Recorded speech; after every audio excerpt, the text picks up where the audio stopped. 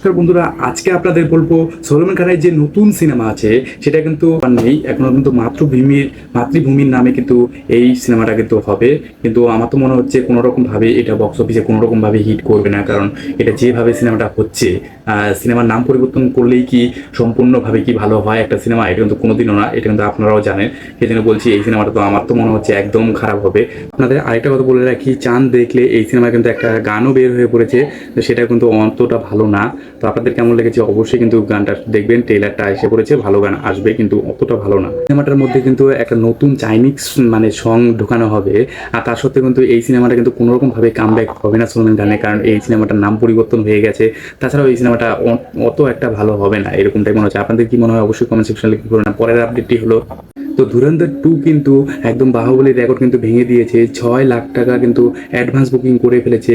এটা কিন্তু দেখা যাচ্ছে যে কোনো রকম ভাবেই থাকে না। বাহুবলী 2 যেটা অল টাইম রেকর্ড একদম ফুল ছিল, সেটা একদম ছেড়ে ফেলেছে একদম। কিন্তু এখন ধুরন্ধর 2 কিন্তু এখন হাইয়েস্ট রেকর্ডে আছে। অ্যাডভান্স বুকিং কি এত কিছু করে ফেলেছে, তো বুঝতেই পারছো পরবর্তীতে কি হবে। আমার তো মনে হয় একদম হাঁটিয়ে ফেলবে সব কিছু। তো অবশ্যই সিনেমাটা তো খুবই ভালো হবে। আপনাদের কি মনে হয় অবশ্যই কমেন্টে লিখতে বলবেন না। ভিডিওটার পরে আপডেটটি হলো, ক্রিস 4 কিন্তু এসে পড়ছে।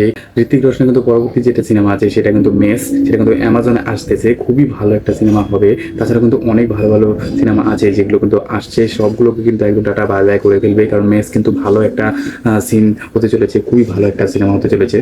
তো এই মেসের সাথে কিন্তু তাছাড়া কিন্তু লুট কেসের মতো সিনেমা আসবে, যেটা কিন্তু খুবই খারাপ, এটা কিন্তু একদম থাকবেই না। তার সাথে কিন্তু এই সিনেমাটার কিন্তু সম্পূর্ণ কাহিনীটি হলো যে চুরি করতে যাবে, চুরি করতে গিয়ে সেই বাড়িতে যে চুরি করতে যাবে সেই বাড়িতেই একদম ওরাও একদম চুরিওয়ালাটাকে ধরে ফেলবে, এটাই কিন্তু সম্পূর্ণ। কিন্তু এর পরবর্তী যেটা কথা হলো, বোকা বানানোর থেকে মনে পড়লো যে সঞ্জয় দত্ত আর নুরা ফাতের কিন্তু যেটা একটা গান আছে, আন্দার ডানলো বা হারলো।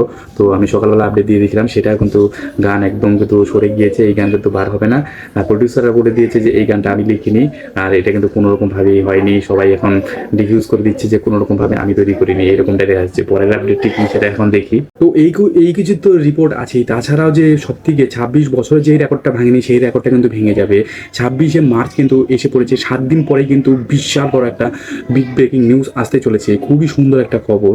আর হাজার বাজেটের সিনেমা কেমন দেখতে হয়, রামায়ণের উপর থেকে কিন্তু পর্দা একদম সরে যাবে, এত সুন্দর। আমি তো খুবই এক্সাইটেড আছি যে রণবীর কাপুরের কত সুন্দর অভিনয়, তাছাড়াও যে এত টাকার যে একটা প্রজেক্ট হতে চলেছে, এটা কেমন দেখতে হয় সেটা কিন্তু 26 বছর পরে কিন্তু হয়ে যাবে। মাত্র 7টা দিন আছে, তারপরে টিজার বের হয়ে যাবে। খুবই সুন্দর এই সিনেমাটা হবে। আপনারা কি এক্সাইটমেন্টে আছেন? অবশ্যই কিন্তু কমেন্ট সেকশনে লিখতে ভুলবেন না। বিওল কিন্তু এটার মধ্যে ভগবান রাম হয়ে আসবে, মানে হনুমান হয়ে আসবে। খুবই সুন্দর অভিনয় করবে। 2.5 কিলোর হাত যে আছে সেটা কিন্তু একদম প্রয়োগ করবে, সেটা কিন্তু খুবই সুন্দর হবে। সেটা কিন্তু আমি একদম থাম্বনেলের মধ্যে দিয়ে দিয়েছি, খুবই সুন্দর হবে। আপনাদের কি মনে হয় কেমন হবে 2.5 কিলো হাত এই সিনেমাটা? একদিকে 500 crore বর্ডার 2, তারপর লাহোর 97, তাছাড়াও তাসের এক্কা আছে। তাছাড়া কিন্তু ধুরন্ধর 2 কিন্তু অনেক রেকর্ড ব্রেকিং করে ফেলেছে। এখন দেখা যাক পরবর্তীতে কেমন হয়। তো আজ কিন্তু আপডেট এখানে ছিল। এরকম টাইপের আপডেট সবার আগে পাওয়ার জন্য অবশ্যই আমার চ্যানেলটা সাবস্ক্রাইব করে ভিডিওটা লাইক করতে ভুলবেন না, প্রচুর পরিমাণে শেয়ার করে, যাতে সবাই এই আপডেটটা জানতে পারে। আজ কিন্তু আপডেট এখানে ছিল।